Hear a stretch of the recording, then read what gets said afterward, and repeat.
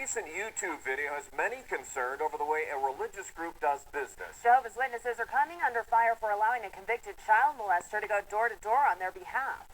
News 5 investigative reporter Carlos Vergara looked into the matter. He joins us live in studio. You found out the Springs congregation takes steps to protect itself, but could be putting your family at risk. Tell us about it. Rob, Elizabeth, this all starts nearly a quarter century ago when Waymon Ivory was convicted of first-degree sexual assault of a 9-year-old girl in Milwaukee, Wisconsin. He served time for the crime and says he turned his life around, in large part to Jehovah's Witnesses. But some aren't so forgiving when it comes to the way Jehovah's Witnesses knowingly allow him to approach your homes, all the time keeping it at arm's length when it comes to their own church. And I've regretted it ever since. 66-year-old Waymon Ivory agreed to this TV news interview so long as we wouldn't show his face. I had no idea, no clue as to the total effect that it would have. The effect it would have on the 9-year-old stepdaughter he molested 2 decades ago. I know that I hurt a little person. But years later, what has people up in arms is the fact that Jehovah's Witnesses, knowing his past, allowed Ivory to go door to door on behalf of the religious group, a convicted child sex offender, to knock on your door. So we went in search of answers directly from the people that go door to door. We found them in the area of Lazy Lane Circle in northeast Colorado Springs when I was approached by 2 of the women. My name's Nina, and this is my friend Trudy. They were eager to speak to me about their mission before I identified myself as a reporter for News 5. But then they quickly went on their way. So we approached them. This time, they weren't so eager. We'd appreciate it if you followed our request. Yes, ma'am, but I've done that, and I have no answer.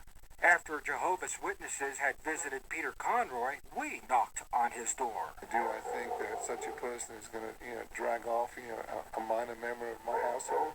Highly unlikely. But, it's always possible.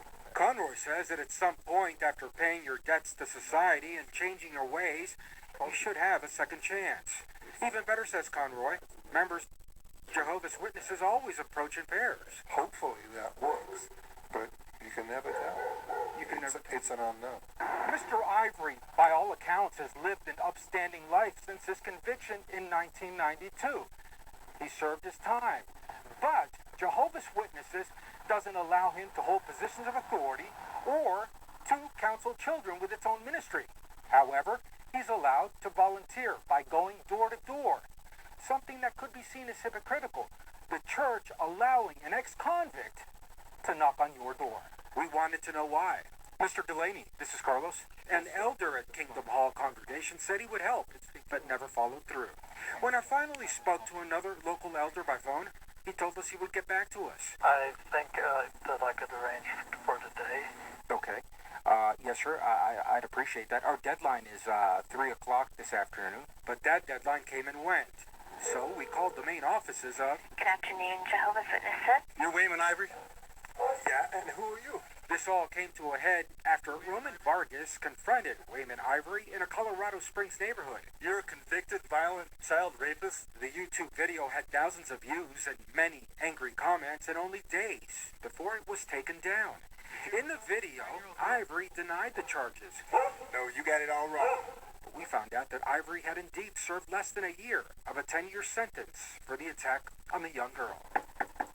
So we knocked on Mr. Ivory's door in the Springs. Now, what do Talking you about your past. No, absolutely not. Sir? Initially, Ivory wouldn't talk to us, but eventually did so because... I feel like dirt. He claims serving as a ranger in Green Beret in Vietnam and Desert Storm caused him post-traumatic stress disorder, but says now that he takes full responsibility. Now, what I did was extremely wrong. Since the religious group refused to talk to us officially, we asked Ivory why he thought Jehovah's Witnesses allowed him to go door to door knowing about his past. Is it on them at all? They allow this simply because they have a safety net in place, and that safety net is sending 2 or more people to each door that they go to. I don't go to, and I have not gone to doors by myself.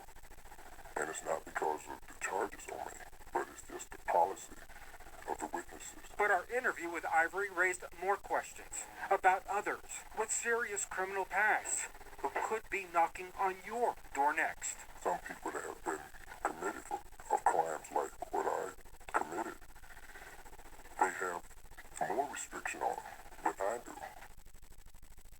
Now, we'd like to be extremely clear. Neither Ivory or Jehovah's Witnesses are committing a crime. In fact, last year in California, appeals court, it ruled that the church was under no obligation to warn congregants of a sex offender in their midst, calling it, quote, burdensome, unquote. That overturned a ruling in favor of a young woman who was molested as a child in the church. Ivory, who is registered as a sex offender in Colorado and Wisconsin, promised News 5 that he'll never volunteer to go door to door again. Sidebar, we're still waiting to hear back from Jehovah's Witnesses regarding their door-to-door policy on convicted criminals.